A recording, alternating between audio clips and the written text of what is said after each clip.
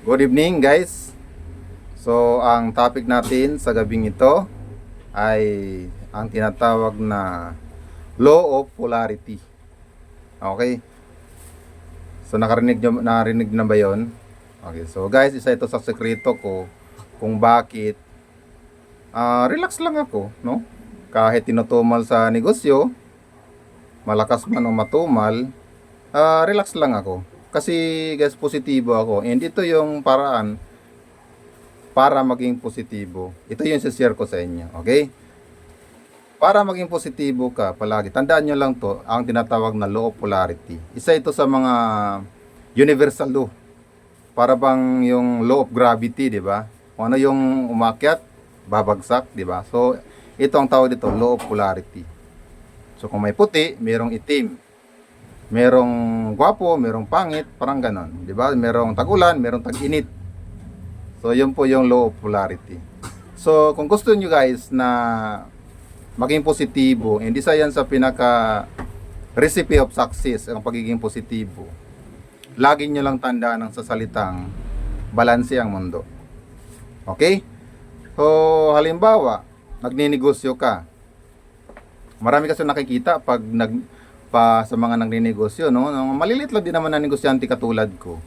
Pag tinutumal sila, malungkot sila. Pansin nyo guys, ang daming sumusubok ng business na Pilipino, mga Pinoy, no? Kasi alam nating lahat na nasa business ang pera. Nasa business ang pag-asinso, mabilis na pag-asinso at pagyaman. Pero marami ko nakikita, sumusubok ng business, pero nawawala lang din agad. Simpleng sari-sari store lang. Isang buwan lang, sara-sara store na, di ba? Bakit? Unang-una guys, nagkamali tayo sa mindset natin. Okay? So, yung iba kasi, gusto nila, pag nagnegosyo, tuloy-tuloy ang kita. Ayaw nila ng mga pagsubok. Ayaw nila ng mahirapan sila. Kapag nahirapan, konting hirap lang, umaayaw na sila kaagad, no? So, kaya mas gusto nila ang pagiging empleyado kasi magtinamad sila o hindi, may trabaho pa rin sila, may sweldo pa rin sila. Kahit maliliit sila sa trabaho, parang ganun. Pero guys, ang kailangan lalo sa pagninegosyo, kailangan positibo ka. Okay, yan ang tinatawag na law of polarity. So, tulad nung isang business, no, nandun kami sa palengke, pareho kami nagtitinda. Ang lakas ng ulan.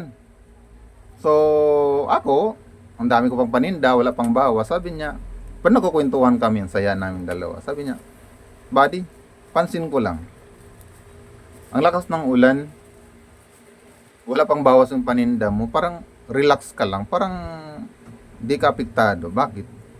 Sabi ko, bakit naman ako maapektuhan? Ulan lang naman yan. Malay mo, mamaya, isang oras lang, wala na yung ulan. Di makabinta na naman ako.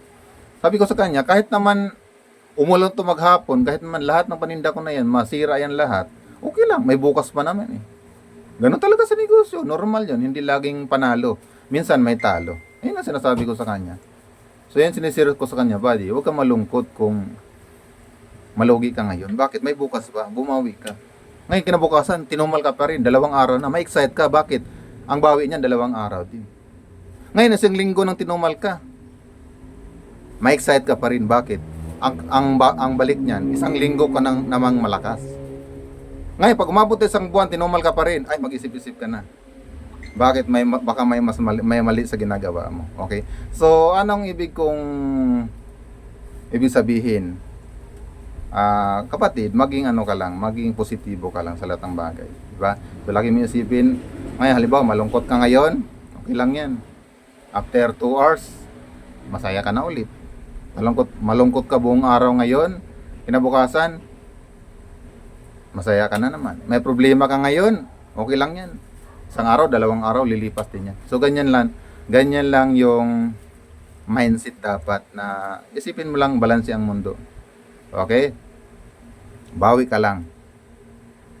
So, yun lang. I hope na may natutunan kayo sa maiksing video na ito.